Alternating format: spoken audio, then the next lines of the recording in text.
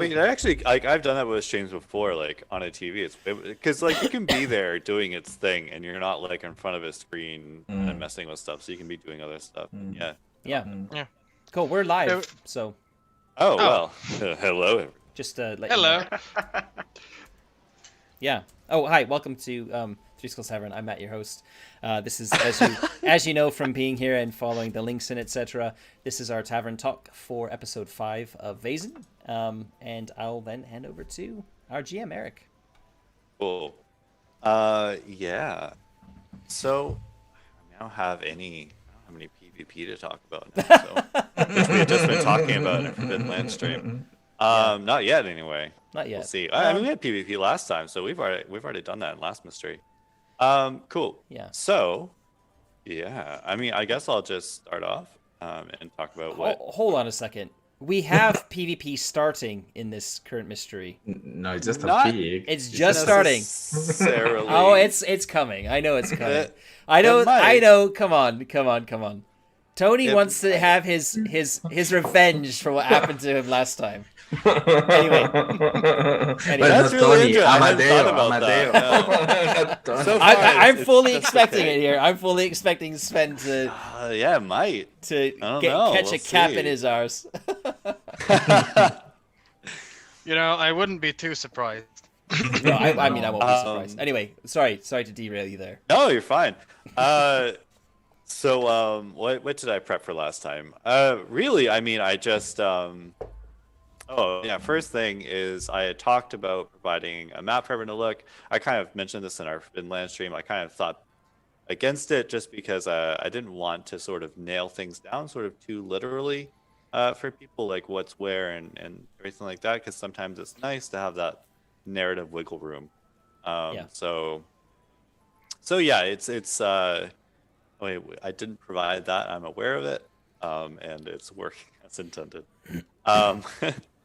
The other thing is really the big thing I did last time is I just went through sort of the mystery I'd written and kind of figured out what the sort of players had discovered, and I put that into a list so that when we started last session, I could just be like, "Here's what you know so far," as like a little recap, and hopefully that was somewhat useful to them and also useful for people watching as well. Other than that, I mean, I'm just running off this mystery that I wrote a long time ago now, and I haven't really changed anything about it significantly. So yeah, I mean, other than thinking about how events from the first session might influence things in the second session, there's really no additional prep that I did. I think that's quite nice. I'm kind of jealous. You don't have to do any of the overlay shit. You don't have. You're doing it all theater of the mind, which is also great. Yeah. And I'm like, for me, there's a direct comparison with Forbidden Lands, and I'm GMing and I'm doing the overlay, and it's quite map heavy. Yeah. And it's just like, it's just a lot of plate spinning at the same time. There's a lot, yeah. And I mean, you kind of, I mean, you really kind of hit it out of the park with the Forbidden Lands thing, because you have like the sidebar where it tracks like the initiative and like what day it is and what season, like all these little bits and pieces that you set up. It's awesome, and I think it provides cool tools for going. But I also think it wouldn't be as useful in Vaesen in the first place. Oh no, no. So yeah, and Good again, like we mentioned this in the Forbidden Land stream, but you know, it's not that you couldn't have lots of handouts in Vaesen or something. I specifically haven't written mysteries that involve them a lot. Like you're not finding notes and things like this, which is a perfectly legitimate way to do it. It's just not the sort of stuff I've written so far. So yeah, other than giving this list of clues, I mean, I guess I could have given that to you in like a writing sort of way. That's something I could have done. Oh, that's not necessary, I think. Yeah, Yeah, I think well, I don't feel like there's been a point where I've, as a player, have thought like, oh, I wish I had a handout of something, or I wish I had a map of the boat.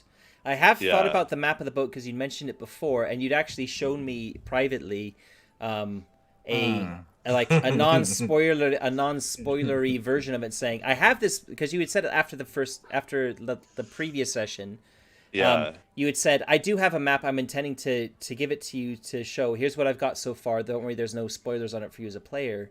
So I was kind of expecting that to land, but at the same time, I never pestered you for it because it's kind of like I didn't really think we needed it necessarily. Yeah. It's no. not like we're talking about a cruise liner, with 16 decks or shit like that. Right. Yeah. Yeah. pretty This has straightforward, like I very few decks and sort Yeah. of the places, and I use places in the sort of Vaesen mystery sense too that you interact with for the mystery are all pretty narratively defined. Okay. And it's easy enough to keep track of them where we don't really need to know what each cabin is or where the sort of engine, like I know, like again, like I have my sort of GM map, so like I can keep track of it. But again, when I don't pass that out, that maintains the freedom that I can maybe change something if Yeah. it feels narratively appropriate, right? True. And I like being able to do that. I think there's an argument to made for like narrative focus as well with this sort of thing, especially in a game like Vaesen. I think if we had a map showing like a blueprint of a ship, there could be an element of video gaminess that would creep into some of us, where you're like, "Oh, I wonder what's in this door here," Yeah. just because it's there, and it's like, Yeah. well, why would my character think about going into that door there when it's probably somebody's private quarters? It could belong to the crew, whatever. It's like you just don't do that. But if you're thinking of like video game terms, it's like, oh, is this door locked? Right. What's in I'm gonna this go drawer? through I this shouldn't- person's drawers. If I shouldn't be in there, it'll be locked. It will be like they won't let me in that room. Otherwise, I can go anywhere I want because it's a video game. Anything I find is mine. Yeah, exactly. Yeah, as long as nobody's watching or I've crouched. Yeah, right.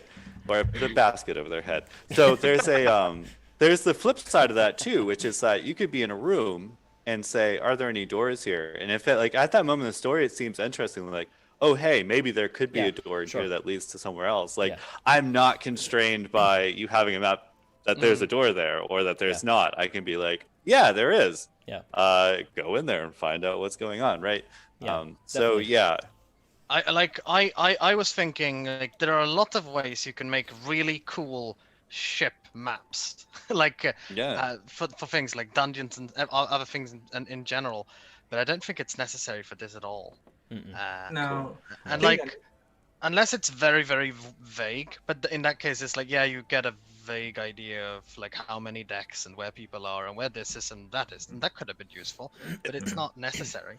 yeah, Yeah, I think I would have liked maybe a picture of one of these boats just to put it in my head, Sure. But I know that's not something. I mean, I don't know if it's easy to find one of these things in Google. I mean, I don't know. I have a reference picture. I can share. Something like that. I think it's Yeah. always nice because it helps you. You have your imagination and you recreate it. But having something to put some already skeleton to your imagination. Yeah. Will help. Yeah, fair enough. But I think for the rest, I mean, I fully agree. I mean, most of my games when I GMing is theater of the mind. Yeah. Most of the time. Yeah, I've never. Oh, well, I do understand the purpose of it, but most of the time, I just like theater of the mind is both easier and less prep heavy, so I don't see the reason to do other stuff. That might just be me being lazy. I don't know.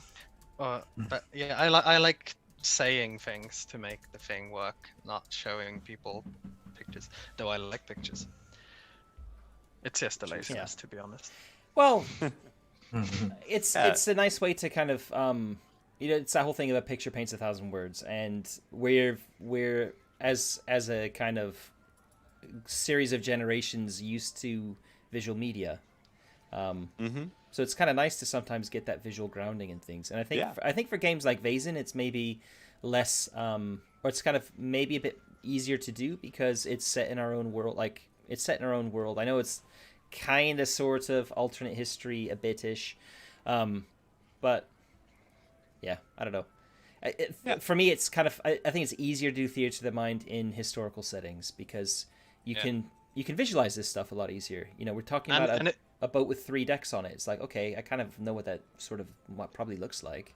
Yeah, and for most things, it's very easy to find reference images, especially if you're sitting in an online game and you're like, oh, what does this cathedral look like? So like, Right. Gothic cathedral. Oh, right, that's what they look like. So it's very. If someone tries to describe like a Cthulhuoid weird temple, you're like, ah, God, I don't know what that looks like.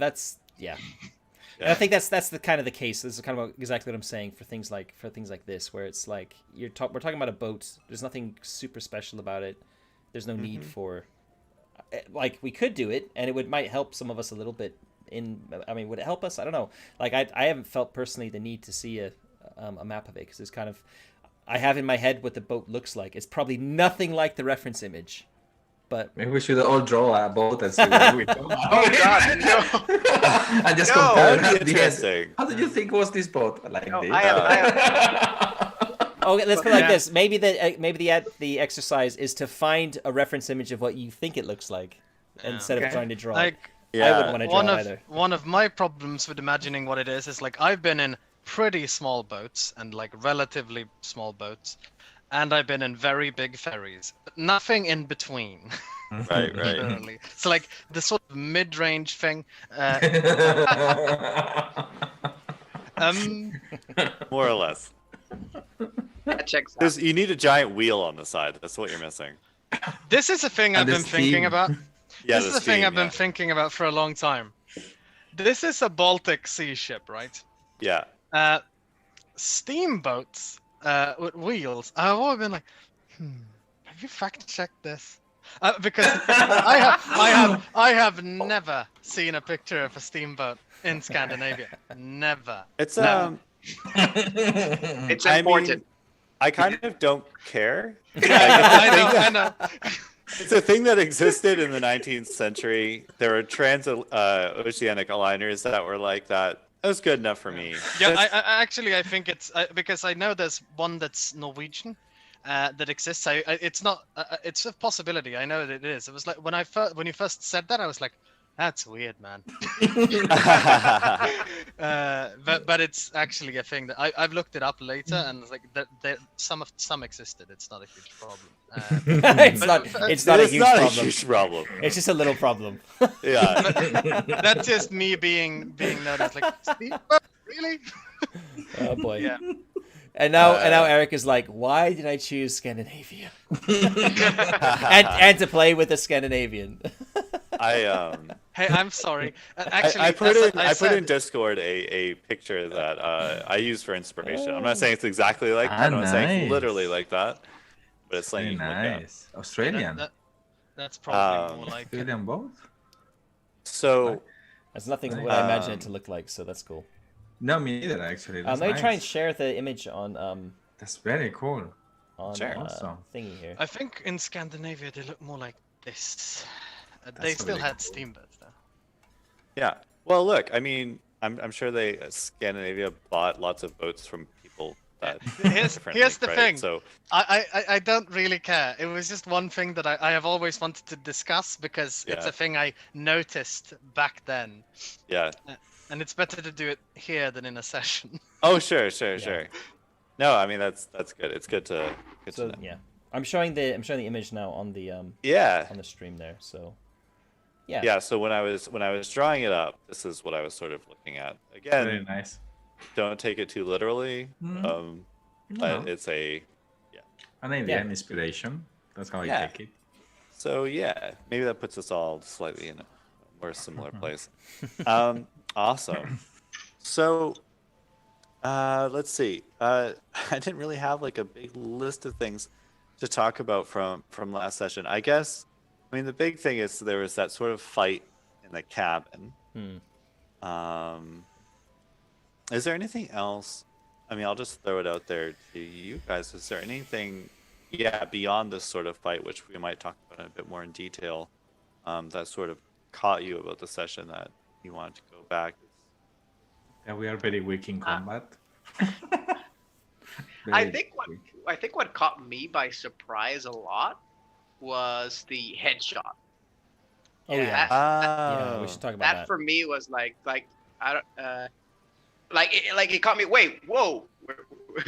Like I know we're wielding guns and shooting each other, but it just like how does we're murderers now, and that was like a big. Yeah. So In a way, yeah. As a player who did that, yeah, it felt because I wasn't like I'm aiming for his head. no, you didn't. So like it's like okay, well, fine. Yeah. So like I thought about that too after. What I will say to that is you're shooting at someone, they're moving. You don't necessarily know. You might not have been aiming straight at his head, right? And so this is sort of the chaos of the moment. Plus, like you had said, like I got this many successes, and so I do X damage, right? That tells me you're putting all your successes, like you're trying to kill this person, right? Like you're doing the most damage you possibly could. So I'm like, well, But it's this is just well in excess of his capability to soak damage, so he's dead. Yeah. And what is sort of a dramatic way in the moment for me to tell that. But could I have chosen not to do that much damage? Like it was the straight roll. Like yeah, so there are other options you have, like when you have extra successes. Like you could have done like your weapon damage and then caused him like mental traumas, or you could have done your, you could have done just your sort of weapon damage plus disarming him or something, most right? of those things, like I would probably have gone for something mental if I had Or you the could time disarm to him. think. You can disarm him Yeah, too. but like this is the thing with the disarming thing. That in my head feels like something someone who's a good shot would do. Yeah. And Yalma has no skill in shooting. Right. He just has a gun, and guns are dangerous, and that's why. Exactly, but like so it fits. Yeah. I had no real issue with it. Right. When I heard it was Popov, I was like, "Fuck." Yeah. But I don't know if Rodder's question was more like mechanically or actually, why the character would shoot this person. Like, I mean, not without feeling a remorse. I don't know if you were aiming more for the psychological thing or more the mechanical thing. I think what felt weird for me was perhaps it felt a little bit munchkin-y in the moment, like how we were in this combat and all of a sudden we're killing people and we're all okay with that and no one's reacting to this headshot in front of us. And it's like, are we used to murdering people? Is this normal for us? Like the impact of the head wound, it didn't have any impact on our characters at all. That's true. That's true. That felt. But you were also, I mean, though you're also in a moment where, like, this is like someone's tied up in the corner, like there are knives going out, there are guns coming out. Like I'm not surprised in the moment that no one would have necessarily reacted too strongly to it, because this is all like in the sort of narrative happening within seconds, right? Like this is very fast. Like I think when you go back to your cabin, there might have been some issues to work through. But I think it's interesting. I mean, I certainly could have in the moment brought like some of the mechanics for sort of fear or reaction into that. That's something I could have done. Yeah. I chose not to. I mean, I think we were all as players as well really caught in that moment as well, because I didn't realize either until later when I said, "Hey, wait, we just killed someone." Yeah. And then I role played that as Selma being happy when she found out this guy was like some kind of evil cultist, and he's like, "Okay, right. we killed a bad person. This is good. We're fine." Right. I think shooting somebody in the head is quite a. I mean, if I only have not obviously, but just to make it very clear, I don't have any practical knowledge of this. But going from things like Pulp Fiction and stuff to go by, like it's messy, right? And certainly my character being like this noble, like ex-noble, however you want to call him, like douchebag, would probably be pretty fucked up by it, especially considering I was like cowering the whole time, like trying to stay really like, don't hurt me, and then all of a sudden someone's head explodes and people might be like, so like one thing I've been thinking about, and this is like the one thing that I would have changed if I was doing this session again, it's like I would have dug into how loud that shot was, because we were in a small cabin, and I was using a service revolver. It was not a little plinker. It was a reasonable pistol, and like a shot like that in a place like that is a terrifying thing. Yeah. And like the blood would have been splattering everywhere, and like depending on where you hit him, that would have been instantaneous, or it would have been an extremely painful death where you like blow someone's cheeks off and they die from massive bleeding a few minutes later, like something like that. And I was a little bit shocked by how it flew by, to be honest. Yeah. And I understand why, because we were also sort of straining for time a little bit when that happened. But yeah, it was interesting. Yeah. So I don't Yeah, I know. mean, Like, I think the noise of it, I mean, the noise of it very obviously led to sort of everyone coming. I probably could have concentrated on it more. Um, yeah. Again, the same thing, like I could have made it more gory. Um, I don't know. I think from my perspective, it's not about making it gory. It's about trying to get through to us as hardened role players. yeah. The gravity of the situation, because for me it was just kind of Punctuation of it was kind of like, all right, the baddie's dead, brilliant, like my character's free to crawl around, and like it never struck me in the moment. It was not until Rodders mentioned the thing, like, wait, we just murdered somebody. I was kind of like, Yeah. oh shit, yeah, my character Yeah. probably would be a bit fucked up by this. Yeah. But at the time it was just like, yeah, as a role player, it was just kind of like, yep, Yeah, threat dealt with. I was more jawed by it. I guess it was because my character did it. Sure, So it's like, sure. I was immediately like, fuck, that was not what I intended to do. Yeah. I did not intend to blow his skull off. And I was like, Yeah. oh, and I was like, oh, he's a Russian count. Yeah, I was like, yeah. this is not going to end well. I'm going to be in imperial prison and get tortured. And this is not going to be good. And Hjalmar is screwed. That was kind of my thought process. I was like, I'll just have to deal with that later. That's good. Yeah, well, I That's mean, good I too, think- because that's probably like very close to in character sort of stuff too, right? I mean, yeah, I mean, especially when I would have, like, when Hjalmar would have known that, like, this is Popov, he would be like, shit, because Yeah. Popov was obviously high enough in the political hierarchy to be able to, like, ski him on a national level, so he's obviously not unimportant as a person. Right. Yeah. And- Yeah. Was That brings up something that I do want to talk about later. Okay. But yeah, so yeah, that was a dramatic moment in the midst of it all. I guess the only other thing about that scene that I wanted to bring up, and this is sort of more mechanical, is like how we were treating the dog, and its role and things. Like I think like as far as our game, it was fine. Like I don't think anyone hopefully felt cheated mechanically or we rounded some edges. It's just I couldn't remember in the time exactly how this was supposed to work. Like it's something about adding to your close combat rolls or whatever, and I think that using it as a sort of aid was fully in the spirit of it. But yeah, so just a shout out to anyone watching that's I mean it was an interpretation. I'm still a bit fuzzy on exactly what you went with and what the rules are, but I don't feel like there's a need to double check anything. Like it didn't feel like there was some sort of like real game breaking thing, or like there was some real confusion that like a rule would probably clear it up. It seemed I just thought it went pretty smoothly with it personally. So I think there's a talent. There is a someone talent, mentioned yeah. this while we were playing. A talent right. relating to sort of having animals and having them actually fight for you. Whereas I think the sort of item, the dog, in the sort of equipment list is like something that adds to your personal ability to fight. However, I mean, what I ended up doing is saying like Rodders could sort of like command this dog to fight in the sense of it helping others of you, right?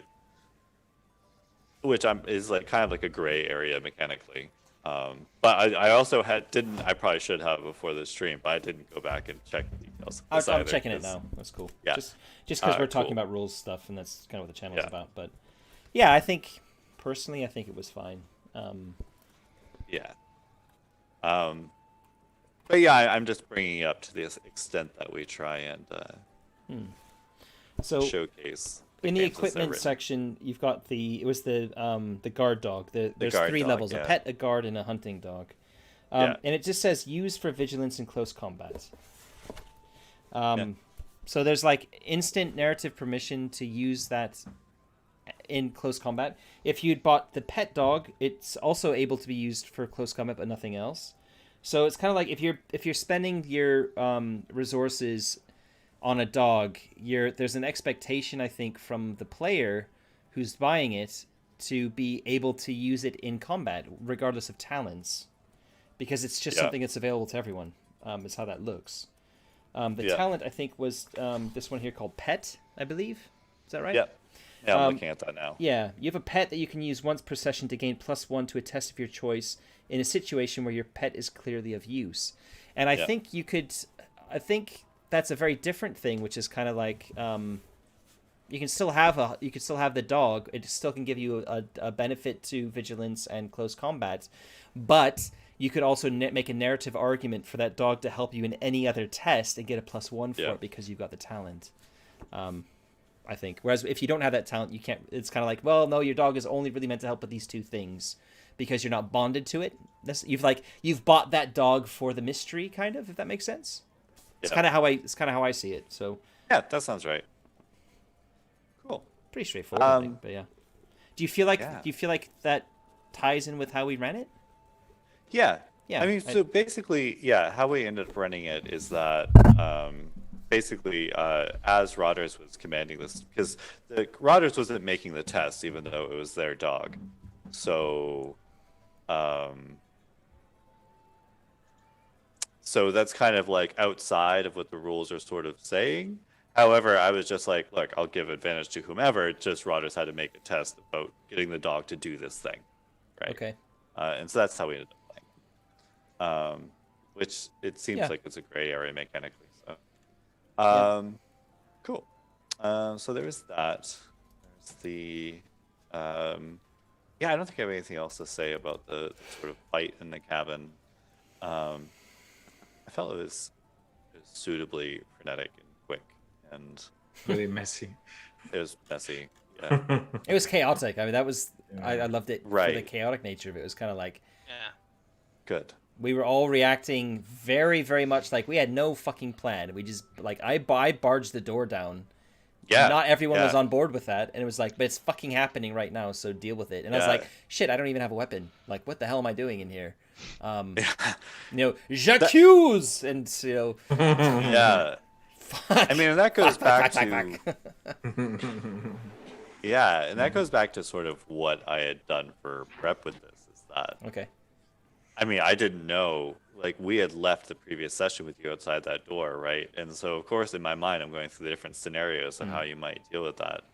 And we didn't talk about it in advance either. We didn't have, like, a private chat and say, like, what's your intention or anything, which you'd be perfectly within your rights as a GM to do. I would be quite happy to have that conversation with you. But, Yeah, I mean, I didn't think it was necessary. I mean, I think I'm sort of relying on the structure that I built to handle what you do.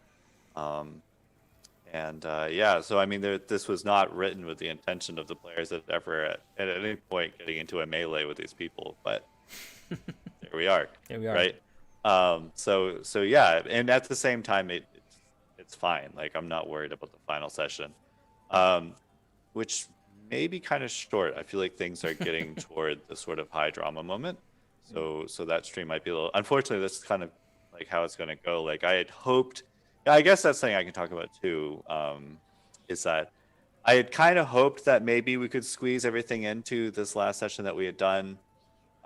Ultimately, it didn't work out that way. Probably for the best. I mean, these are cool characters, and this, like, I'm really enjoying this mystery, so I'm kind of happy to give it the length it needs. Yeah. So I wasn't going to rush it right through, but... I kind of feel like we could probably pad the next session. Not pad is probably the wrong word, but I feel like there's a lot of roleplay opportunity here. Yeah. A lot of interesting role-playing opportunity here, too. Not just kind of like filler to fill in time or anything.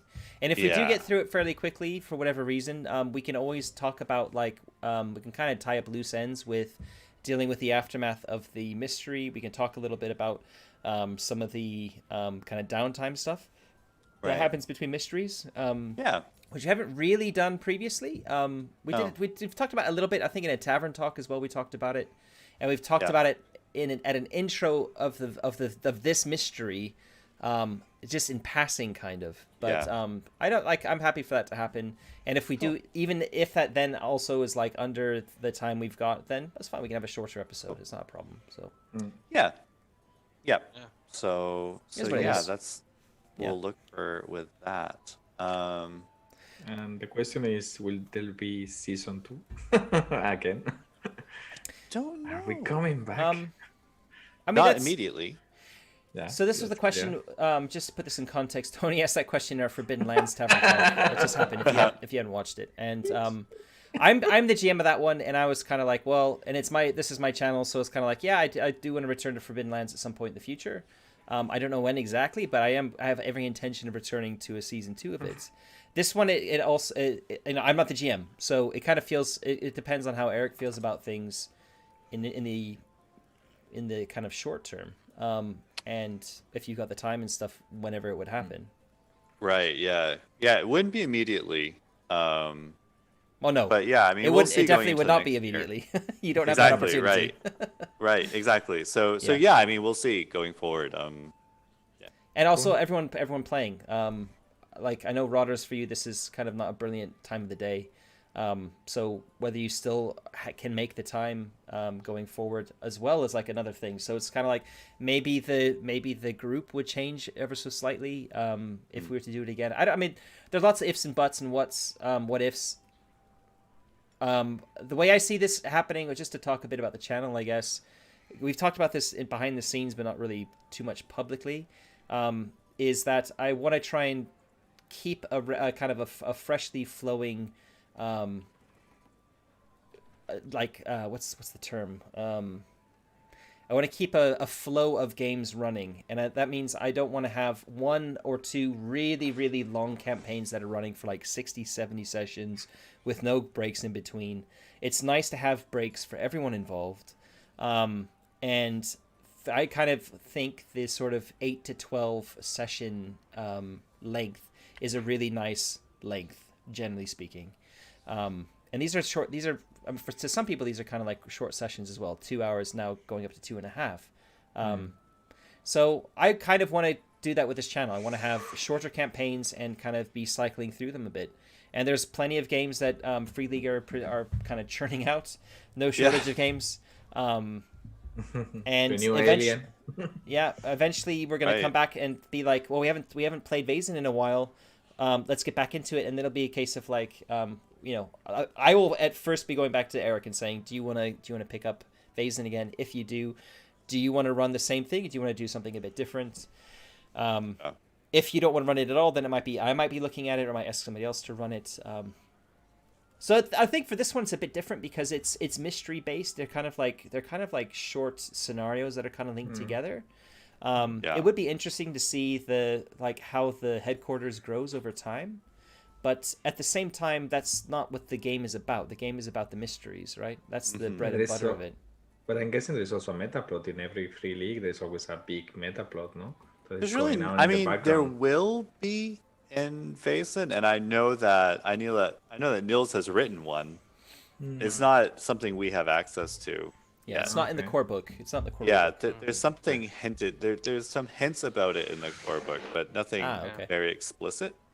Did they? I just have to ask now because I haven't noticed if any. I hadn't noted because they did say that they were going to do more Vaesen books for other regions of the world. Yes. Yeah. Okay. Yeah, that's happening as well. I'm really hoping for a Slavic one. That would be. Yeah.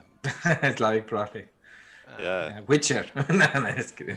Yeah, I mean partly, but Part of what you're seeing, and this kind of goes back a little bit to what we had seen before in pop-up and stuff like that.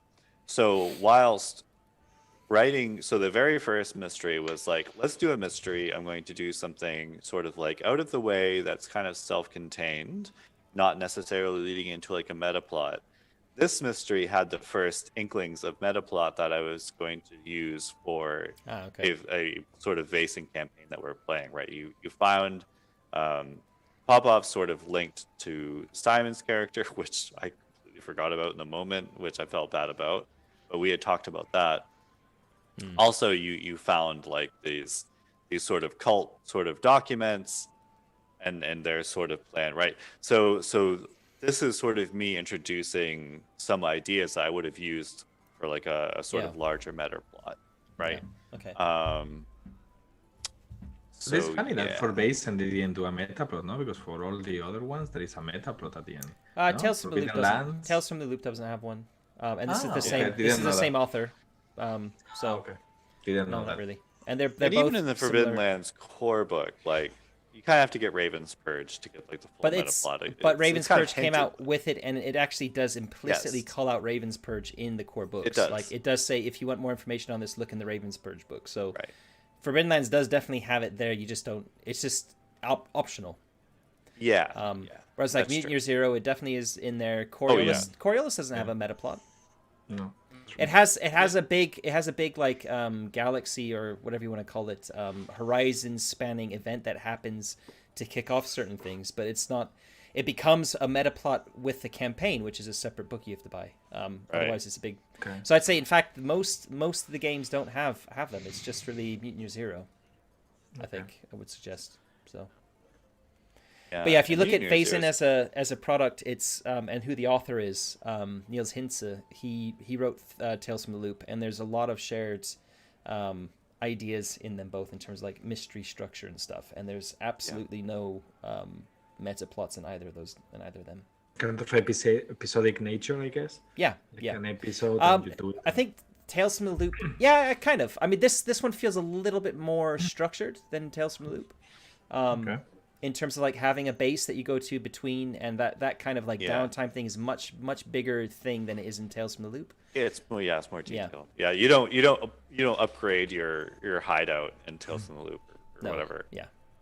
So there's Your safe definitely place. it feels like the like stringing scenarios together and having some sort of like glue to hold them together for a campaign is something that's a bit of a bigger thing in Vaesen for sure. But yeah. And there's definitely an implied meta plot with the society disappearing. Yeah. Why Sure. and how. The different and all branches that. of the society. Yeah. Yeah. So there are different things you can tie into, but it's more up to you, definitely. I think that's actually an interesting way to look at it with the implied meta plot, right? Because that's also the case in, like, for example, Coriolis. And I remember when Coriolis came out, tons of people on like the forums at the time were saying like, what's meant to be like, can we have some direction on what's meant to be happening? Because we're running campaigns. We plan to run the official campaign when it comes out. We don't want to introduce narrative things in our story which are completely contradicted by the campaign when it comes out. Which is just really interesting conversation to be having about a game anyway, in my opinion. But like a lot of people were very worried about it, and that's because there was this implied meta plot and stuff. And it's kind of interesting thing to think about, I think. Yeah. But So we so yeah, you got the first hints of what I would have made into a sort of meta plot into this. And again, if we ever came back, then maybe we'd expand that more. You know, if you decide to do a season 2 of Yalma uncovering Russian aristocratic occult organizations, I'm into that. I'd be here for it. I'm sure Hey, there's someone in it's fan Cthulhu. service, man. This is what I'm doing. Yeah. I really think there were someone in Cthulhu. I said it already in chat last time. Yeah, I remember. Yeah. I think Fenhorn responded to you as well. Yes, he did. It was like, the two cultists I mean, come on. It was doing a virtual, like, one of these kind of crazy handshake exactly. things. Yeah. Yeah. I mean, it's like not always Cthulhu, man. right. exactly. Right. Keep the Cthulhu out, man. There's no Cthulhu here. Something I wanted to say. About... So you say. Just talking about like the future, like having a future campaign or season 2. I would probably retire Sven and look at creating a non-random character. Knowing a bit more about how things are going and probably picking somebody who's like makes sense as like an NPC that we might be interested in joining or something along those lines. I don't know why, but I'm not feeling super at the moment. Like I'm not feeling super attached to Sven as a character. Okay.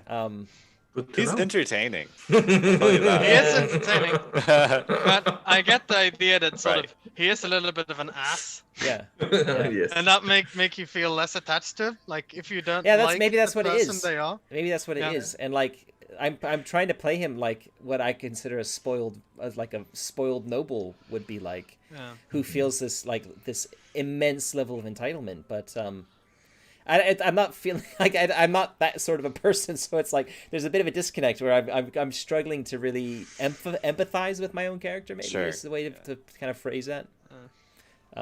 Anyway, we'll see how it goes. Like if you all think it's entertaining and stuff, I'd probably stick with him. But okay, all right, never mind then. We'll think about it. I think sooner or later his impetus is gonna kill him, but that's just me. Yeah, I mean, it wouldn't have. And maybe that's why I'm being so reckless with him. Yes. Yeah.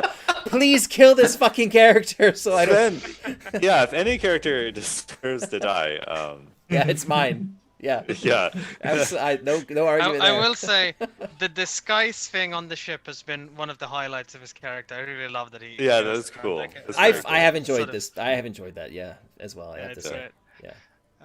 Yeah. But I have to say, I also like very much this mystery in the boat. I don't know, Mm. somehow the environment really gives me something. I don't know. I really like it. It's very special. Yeah, I like it a lot. Awesome. Yeah. Good job, Eric. Yeah. No, I think I'm very, very. I think it's really exciting as well. There's something Yeah. about having that. We talked about this in the last Tavern talk, I think. Yeah, yes. Yeah. But it's just something about that. There's something magical about being stuck on a boat and not having anywhere to go, and knowing going on the boat, knowing that it's haunted and that there's probably people about to die and there's Vaesen and all the rest of it. Yeah. It makes it tense from the get go, and Yeah. it's just great. Like there's nowhere to run. Yeah. Yeah, it has that Death on the Nile, Murder on the Orient Express Yes, feel, where it's yes. sort of just locked into place. And I mean, they are both famous Poirot stories for a reason. Yeah, It's because they're great. Yeah. Like, it's great to have this sort of contained space where you know everything is happening, Yeah. and you just have to find it out, and you can't like run away. And that is something I've enjoyed a lot with this one. Yeah, it's interesting how I ended up at the place of doing the ship-based mystery is specifically I was thinking about how to write a mystery that is more contained, like metaphorically and literally, and so that's kind of what led me down that path. And now it ultimately hasn't proved to be any shorter, and the narrative spaces fill wherever they want, right? How this is played out, but it has, yeah. I'm very happy with how this has gone, and I'm glad to hear that people are enjoying it. So, Well, I think we are also having fun, and that's why we also extend the gaming time, because we start playing our characters and role playing Yeah. and interacting in bizarre ways. I mean, I think we are just working well as a group in a way. Yeah. Even if we have differences, it does work. So that's something. I think that's probably the hard part. Sorry, Simon. No, go on. Of the whole stream issue, right? Because it does feel like sometimes you have, like as a player, you have to rush things forward because it's like, okay, like I think at one point we had maybe talked about maybe trying to get it finished this in the last session, and it did feel like one moment, hey, we're doing this amazing role play, we're having fun, we're in these situations, we're exploring the boat, and all of a sudden it's like, okay, let's rush and get this adventure through. We need to finish this. We need to get to the point. And sometimes I think that definitely creates a disconnect with the characters, which may have led to why we didn't react to the gunshot, because we were so rushed to do the thing, to finish, to go to the place and do the thing and get it. And it was like, well, I mean, also, I mean, I think, it's a very good point. Again, going back to the gunshot, I mean, the gunshot was immediately followed by, I mean, it's part of a whole series of things, right? Like, so yeah, I don't know that in that moment it wasn't the right time to sort of really reflect on it, because the moment hadn't ended, right? Even though Popov was all over the wall. There were still knives being drawn, and he had been drawing a gun himself, right? Like, I think, anyway. yeah, no, but besides the gunpoint, I mean, You're right. The whole thing of rushing into the room, the doing this, and it felt more like it was more driven by perhaps finishing the adventure or getting through the narrative than by character motivations. Well, And I think that's It's also Sven being reckless.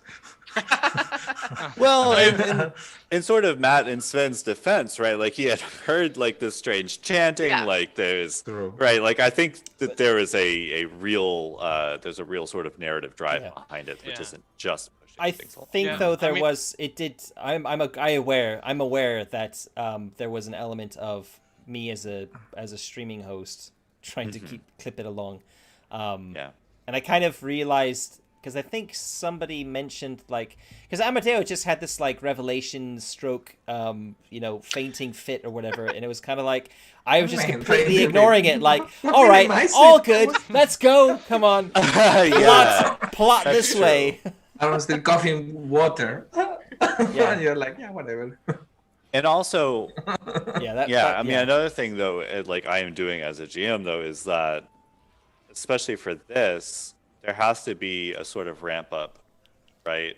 And that is also taking place. So the sort of at the beginning where we had like a couple of really cool sort of longer form role playing type things.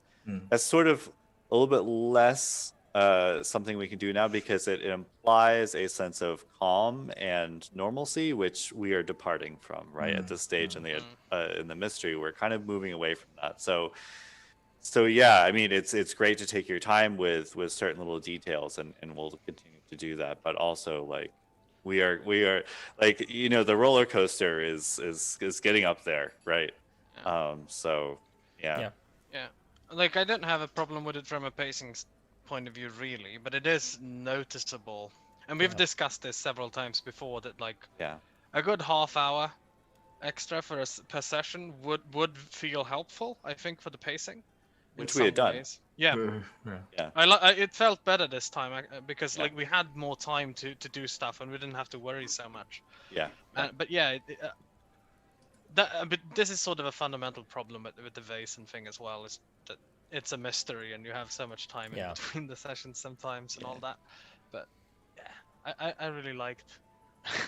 And what it really needs is to be in a cabin in the woods in the rain for 6 hours, everyone around the table. You're going to get the best Vaesen experience. You know but what? I unfortunately, can here we are. set this up. I can set this up. Yeah. In Well, real life? we can go out to our cabin on an island in the middle of autumn, and we can All do right, this well. and alas for the sea. It would be great. We just have We'll make to, it little happen. thing called COVID and distance to Right. Well, I said money. autumn, and that would mean next year. Yeah. Maybe we'll see. Maybe Not- that's where we. not Maybe far that's for where we Rotters to pick fly this at all. back up. I'll look at my budget. Yeah. Yeah. And we role play 48 hours nonstop, right? Right. Yeah. And we yeah, die. a year to from make now. it to make it worth it. I mean, you Yes, gotta- of course. It's A probably year from now, we'll reconvene. We'll record it, and that's how we'll get this. it's done. probably not far off of like exactly halfway around the world from you, Rotters. Probably not too far off.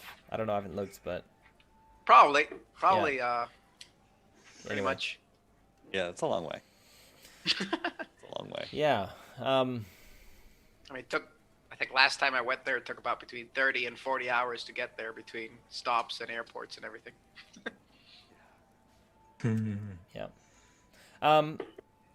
I think there's some interesting things. We kind of touched on it here, but the kind of the structure of Vaesen as a game and the like little self-contained mysteries and how that fits a kind of what's the my brain is starting to turn to mush, sorry. Not a platform, but a like a media type of thing, like streaming. There's a word for that anyway. A medium. A medium. That's God, I was almost there. So close. You were very close. I think potentially that does require sort of much longer episodes, because there's so much more role play that needs to happen in an investigation, compared to things like Coriolis or Forbidden Lands or Alien, where it's like very action driven.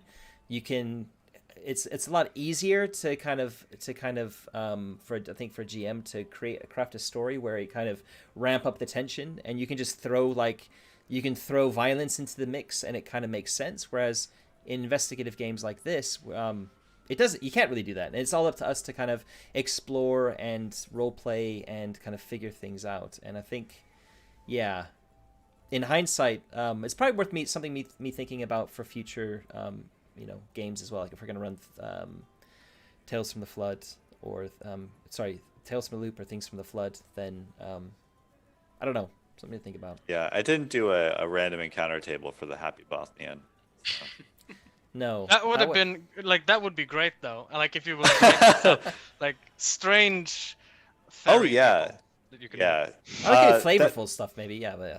Oh yeah. In fact, I've written a lot of tables like that recently, so you could do it, but it's not something I've been into this. Yeah, it's just interesting, I think, because I've definitely been feeling the pressure, probably more than anyone else, because of me running the thing, and it's more pronounced here than it is in the other ones, and I think it's mainly because of the nature of it being much more roleplay heavy, Right. and you need time to do that. So yeah.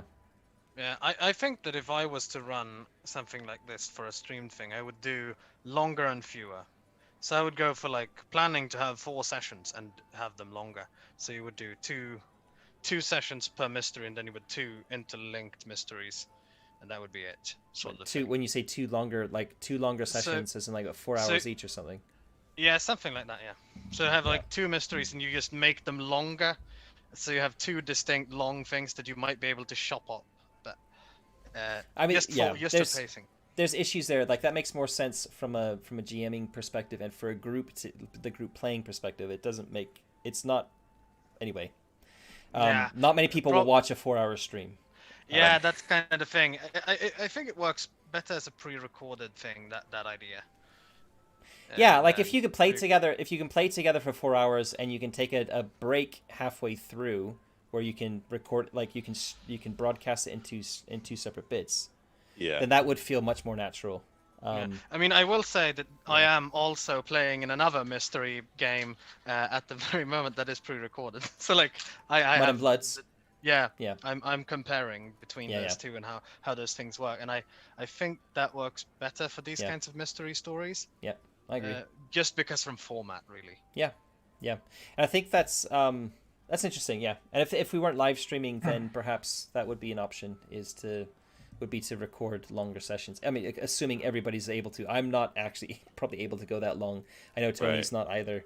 So it kind of comes down to like group makeup and stuff. Anyway, there's all sorts of issues that go into that. Yeah. But I agree with you. I think for things like this where it is much more role play heavy, you do need to have more time to kind of sink your teeth into it, for sure. So yeah, it's kind of cool, kind of discovering all this stuff. Like it's all kind of weird, very specific to what we're doing here, and you wouldn't necessarily discover this in any other way. So I guess I'm not sure if that's interesting to you people watching. Cabin in the Woods 2021. I'll set it up. Yeah. Why not? Yeah. When is the Midsummer? I've already done it once. Yeah. When is the Midsummer? I always forget. June, I think. Sorry? Usually. Midsummer. It's June, no? Midsummer is June, no? June, July? I think it depends, but it's usually end of June, I think. Swedish Midsummer. I don't remember. Anyway. Could do it during that time. 26th of June. But yeah, that's I guess we're almost at time, and I don't really have anything else really to cover, I don't think, unless anyone has any last minute ideas that they had earlier that we skipped over or anything. No, it's gonna be a long wait. Yeah, to see how it ends. It will. I guess. Do we have a date actually? I don't remember. Yes, January. but I might be changing the date, so I don't really want to say it yet. Okay. Because Twilight 2000 is having another session. It normally is run on a Thursday, and it needs to run on a Sunday now. Right. So I kind of just need to look at dates and make sure everyone can attend on the various dates. So there's a little bit of cat herding that needs to happen. Yeah. Sometime in January on a Sunday, not the first Sunday in January. So That's good. No, that's it's a ways off. It's a ways off. It's more than a month away from now. Yeah. Unfortunately, but it is what it is. Yep. Cool. That's fine. All right. Yeah. Thanks everyone. Thanks for playing. Thanks, Thanks Eric. for chatting. Thanks Thanks everyone for turning up. watching. Yeah. Thanks for Cool. saying we have to have a session just to remember. Indeed. Mm-hmm. Yeah, I mean, Fenhorns has made a comment, which is you'll need to have a session just to remember what it happened. Yeah. So this is, I'll just quickly say, this is something that's going to be changing with the channel in January after we finish these off. I think I've mentioned it before in a couple of places, but we're going to be moving to campaigns happening every single Sunday. And we're going to be doing 2 alternating campaigns. So every campaign is being run every 2 weeks. And there's like 2 running simultaneously alongside each other. And that's going to be the future for the channel going forward. So all the other extra stuff I'm doing, like, my dev diaries and stuff like that. If one campaign finishes earlier than the other one, then there might be a couple of episodes where I need to put some kind of like filler stuff in. It could be one shots. It could be some of these sort of like dev diary type of things. It just kind of depends. That's when they would come out, but it would be an exception rather than a rule. And I'm not going to be doing Thursday streams anymore, just because it's been a learning experience for me that I've got, I've been taking too much on and I need to cut back. So they may come back in the future, maybe one day, but for now, I'm not committing anymore to Thursday streaming. So Cool. if I feel really strongly like I want to stream something like a dev diary or something, I'll probably just do it randomly and like not give any forewarning, and it'll just be, it's happening. If anybody's available to watch, feel free to join. Otherwise, it's just going to be a video up on the channel. So Yeah. Anyway, yeah. Cool. So that's that hopefully won't be happening too much with like having to remember what happened 2 months ago for the next session, because I've been there for Forbidden Lands too. Like we've done this already once in August, September, I think. So yeah, cool. All right. Yeah. Thanks again, Eric. Thanks everyone for turning up. Yeah. Thanks everyone for watching, and catch you next time. Bye everybody. Ciao. Bye bye. Bye.